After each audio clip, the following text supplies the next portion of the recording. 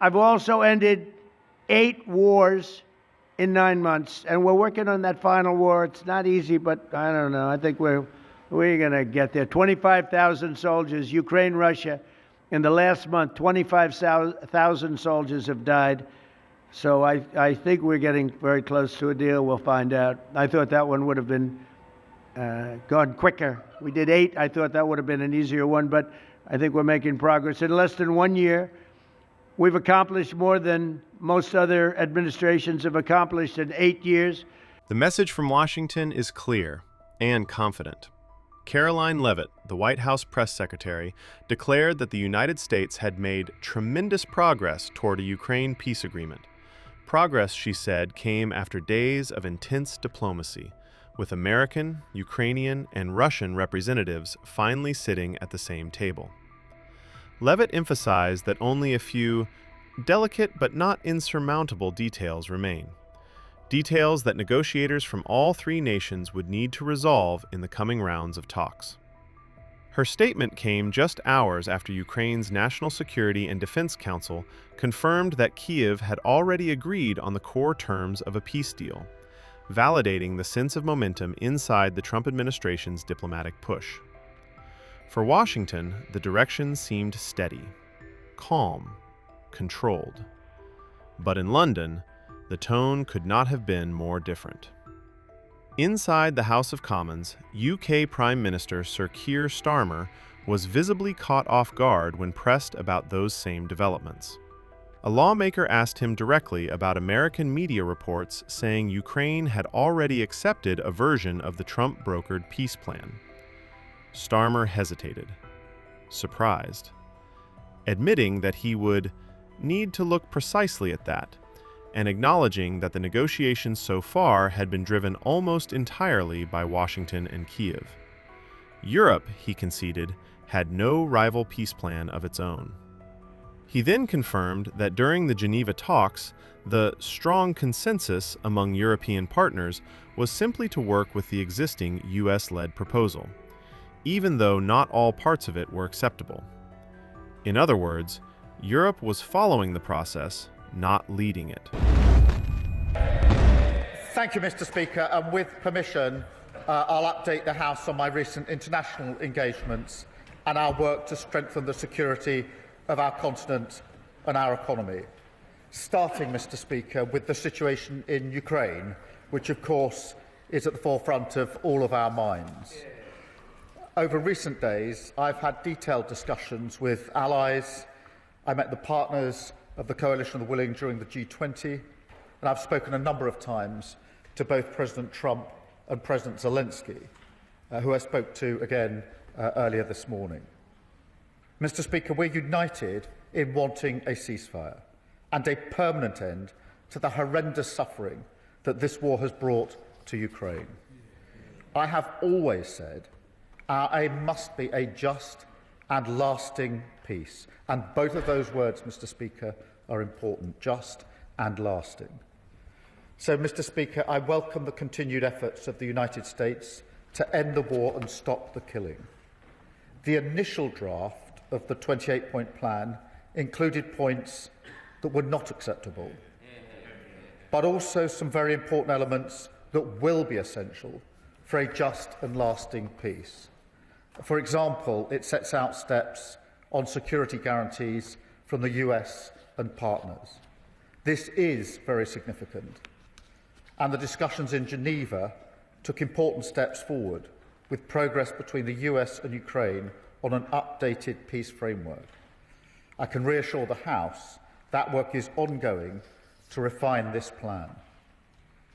And, Mr. Speaker, we're clear about the fundamental principles here, that Ukraine's sovereignty must be maintained, that Ukraine should be able to defend herself in future, and that matters about Ukraine and its future must be determined by Ukraine.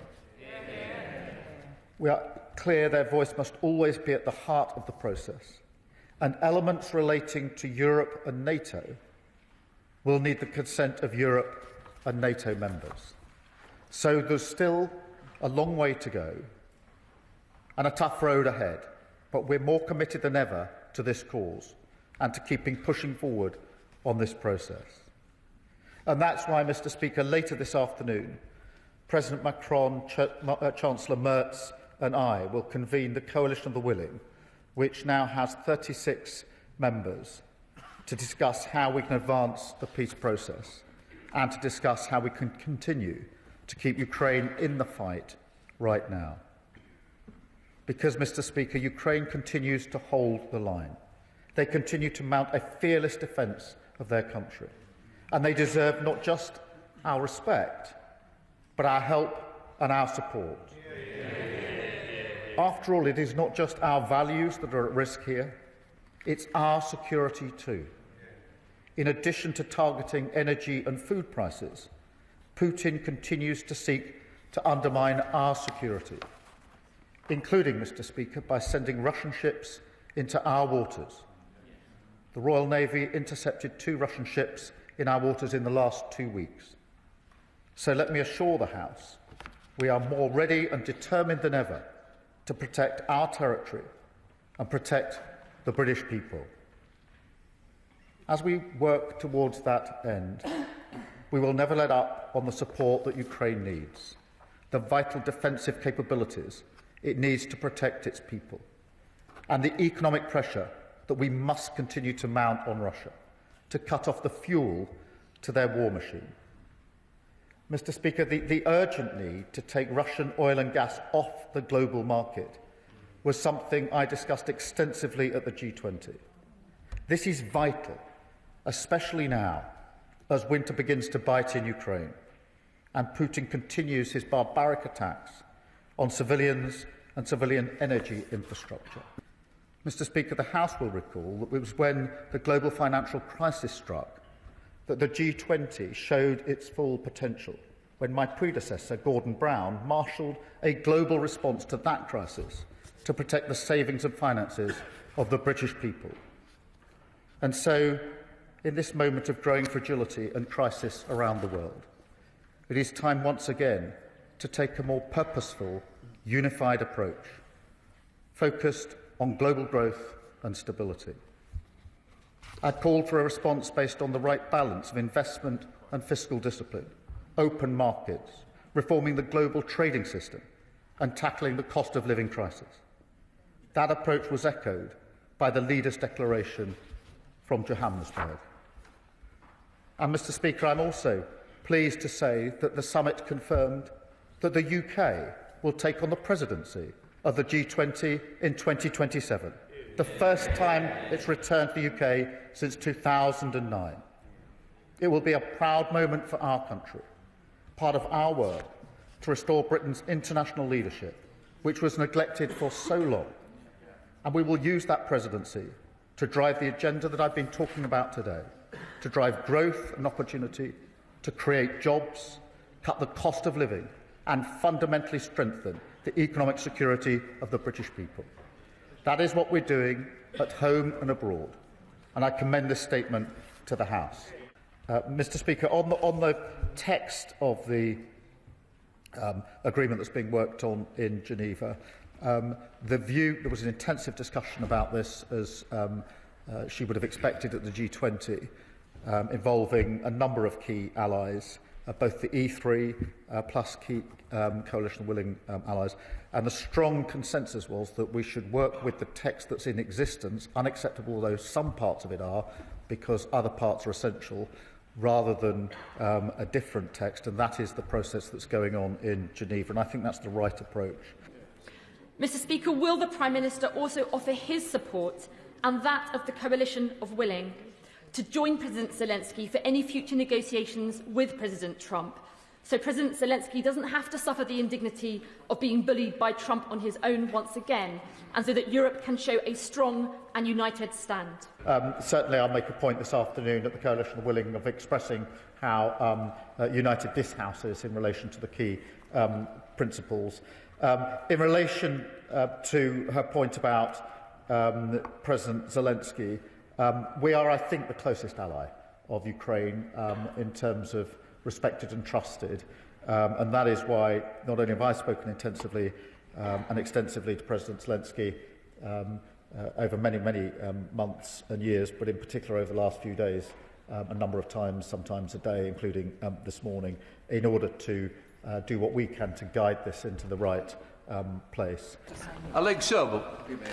Mr. Speaker, I thank once more the Prime Minister for his untinting support for Ukraine and that nothing can be done for Ukraine without Ukraine. In the last few moments, media sources in the US have reported that Ukraine has agreed to the peace proposal brokered by the Trump administration. I know the Prime Minister will not have the detail of that, but if this is the case, I know we're in a statement now, will he come back and give the House the full details of what has been agreed by Ukraine, US and potentially Russia?